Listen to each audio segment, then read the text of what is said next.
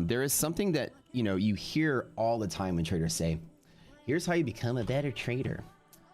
Don't overtrade and use risk management, right? And you're like, you hear somebody say that, somebody tweets that, it's like a feel good, you know, tweet, right? And you've been doing like horribly for the last month, right? You hear that tweet and you go, you're right. Oh my gosh. Oh, I got to use risk management tomorrow. And I'm going to start using risk management, guys. Like, and then you just say that, right? And apart from feeling good after you say that, you kind of just wasted your time and you're kind of just going to like jump into the market tomorrow and repeat the same stupid behaviors that led to the problem you had to begin with, right? You can just wake up and be like, I'm totally not going to overtrade tomorrow. Because in reality, what does that even mean? What metric are you measuring as overtrading? Number of trades per month, number of trades per week? How are you not overtrading, right? You need some kind of thing for yourself that tells you, don't trade today, right? Irrational market was something kind of discovered by us where we found out that statistically, our indicators just didn't work under certain conditions. But then we also tested further and found out that none of y'all's indicators work either. It's kind of neat under those conditions as well. Everything sucks. So the choice that we make here, that I make here, is that when irrational markets happen, I turn off my analysis, which if you have a continuous like trend lines and MACDs and stuff, they don't have anything in them that turn them off. They tend to be working all the time or trying to work all the time, right? And so in mathematics, we call that continuous function versus discontinuous function, right? So an example is if, you know, you have a big, you know, your trend lines are now crossing over right here and all of a sudden a catalyst happens, boom. And your trend lines take like weeks to catch up to that flip over. So, you know, you're gonna get like a signal right there. Well, a catalyst can trigger an irrational market. Irrational markets just throw everything out. 1, 2, 3, pre-market check. What I do, I look at all 3 indices. We don't look at the Dow.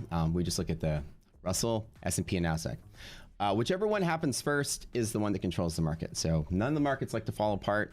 And that's it. Okay, ready, set, go. Inside the band, yes, yes, yes. Rational 1. Number 2, VIX, did it break through hedge pressure? Risk interval, band, no. Rational number 2. You go back to right here. You have a catalyst. So today we look at the catalyst. I'm going to measure it right on the S&P. I tend to use the S&P to gauge catalyst rationality because the S&P is the most diversified of the indices and containing the high market cap things. So catalyst, come here really quick, have a box pre-drawn, move it to where the catalyst starts. Here's the bottom, above is rational, below is irrational. So check, rational, rational, rational. Boom, boom, boom, good. 9:30 now, market just open.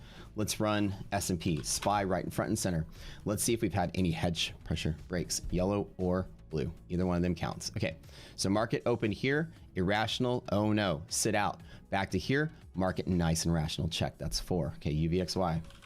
And UVXY is nice and stable and rational. Now, one of the things is, because those are all 5 and we're done. Okay, so market's good. Once you find out market's rational, now I'm gonna come through and just start trying to find trades. Just like check, check, check, check, check. Market looks good. Yeah, so your indicators will work, your averages will work better in rational markets than not. So today, I'm looking for this particular setup because we're in between yellow and blue. There's yellow and blue. I'm looking for a move with that kind of pressure today. So market's nice and clean. Is there a potential run up from here to here? Possibly. I'm not gonna take that bet just because it's bear structure. So I'm gonna wait for the market to go here. If I was like long any swings, I'd probably close my swings right here to bet that the market doesn't flip rational.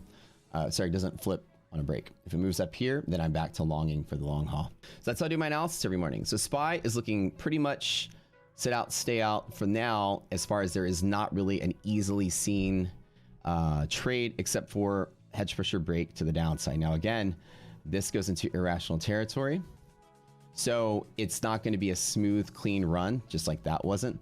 The market can be choppy. Irrational can do all kind of crazy stuff. In irrational territory, a trick is normally markets are rallying and they're rational. Sometimes you just kind of get that FOMO and you want to like just jump in and you'll just long in the rally.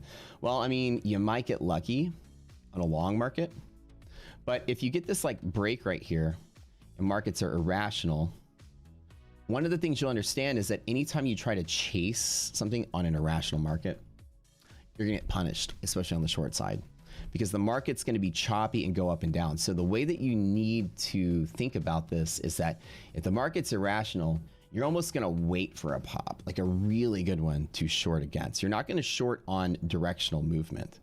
Directional movement tends to imply the market's rational and dealers know where the buyers can be and they're just going to go there as fast as they can in a straight line. But obviously, if the market's irrational, they're kind of like waiting and listening to what we're doing. Oh crap, somebody sold, drop it really quick. Okay, somebody bought, raise it really quick. Somebody sold, drop it, drop it, drop it. Somebody bought, ooh, raise it, right? So you don't want to be caught in that whipsaw crazy action. Irrational markets, not necessarily directional markets.